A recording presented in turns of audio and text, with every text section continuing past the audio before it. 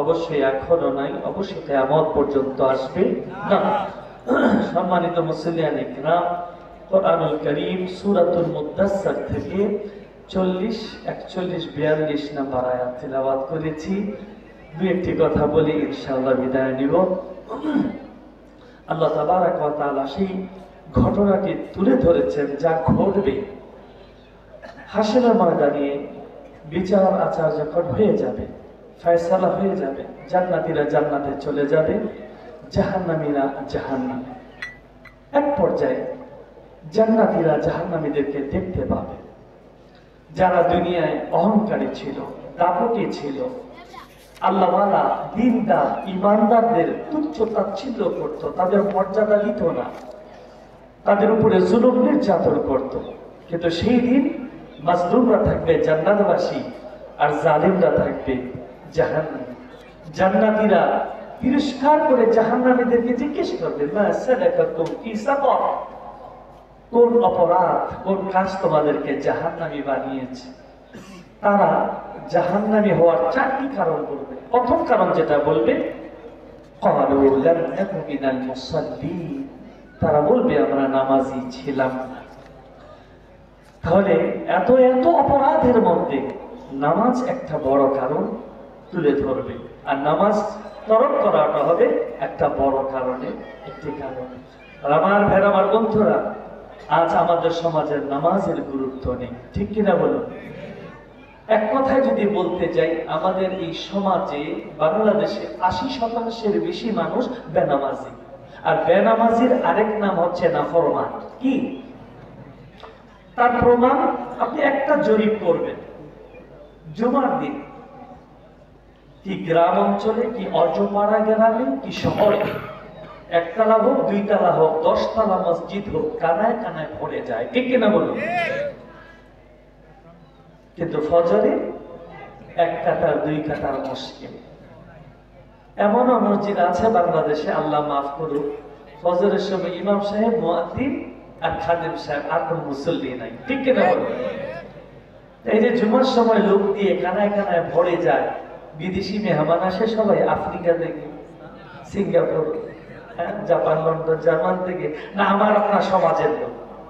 তাহলে যে সমাজের লোক দিয়ে মসজিদ বারান্দা কানায় কানায় ভরপুর হয়ে যায়, ফজর 1 কাতারও হয় না, এটাই প্রমাণ করছে 80% অধিক মানুষই আমার সমাজে বেনামাজি, তার মানে নাফরমান, ঠিক কিনা বলুন?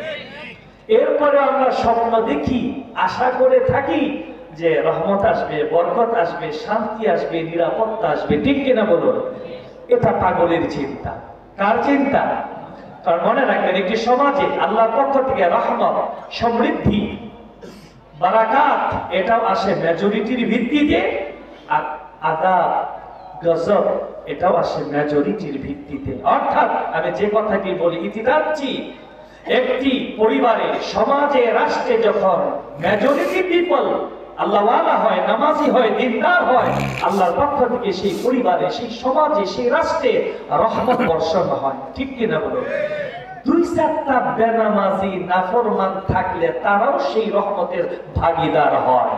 আর ঠিক তেমনি একটি পরিবার, সমাজ, রাষ্ট্রের মেজরিটি পিপল যখন নাফরমান হয়, আল্লাহর অসন্তুষ্ট বান্দা হয়, সেখানে আল্লাহর পক্ষ থেকে আযাব আসে, গজব আসে।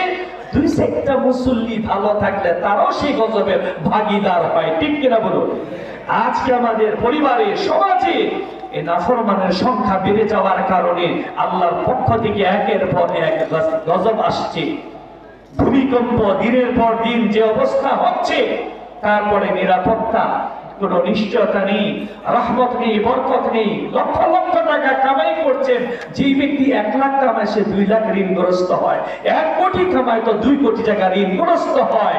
সব আছে, শান্তি নাই। তার একটাই কারণ, আমার পরিবার, সমাজ, রাষ্ট্রের মেজরিটি পিপল, অধিকাংশ মানুষই হচ্ছে বেনামাজি, নাফরমান। তাহলে কথা একটাই, আমার পরিবারে, আমার সমাজে, আমার দেশে যদি আল্লাহর পক্ষ থেকে রহমত পেতে হয়, বারাকাত পেতে হয়, সমৃদ্ধি পেতে হয়, নিরাপত্তা নিশ্চিত করতে হয়, প্রত্যেকটা পরিবারে সমাজের প্রত্যেকটা লোককে 5 ওয়াক্ত নামাজি হতে হবে।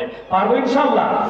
নামাজ ছেড়ে দেওয়া কত বড় অপরাধ। রাসূল করিম সাল্লাল্লাহু আলাইহি ওয়াসাল্লাম ইরশাদ করেছেন, মান তারাকা আস-সালাতা মুতাআম্মিদান ফাকাদ কাফার। যে ব্যক্তি ইচ্ছে করে 1 ওয়াক্ত নামাজ ছেড়ে দিল, সে যেন কুফরি করল। আমার ভাইরা, আমার বন্ধুরা, আমরা আর কিছু করি না করি, আর কিছু পারি আর না পারি, 5 ওয়াক্ত নামাজ আদায় করবই করব ইনশাআল্লাহ। রাজি আছি?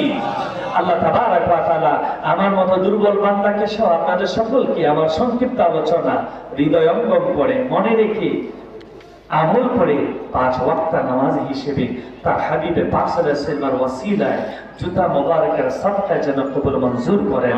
বলেন আল্লাহুম্মা আমিন।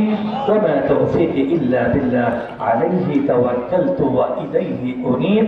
আসসালামু আলাইকুম ওয়া রাহমাতুল্লাহি ওয়া বারাকাতুহু।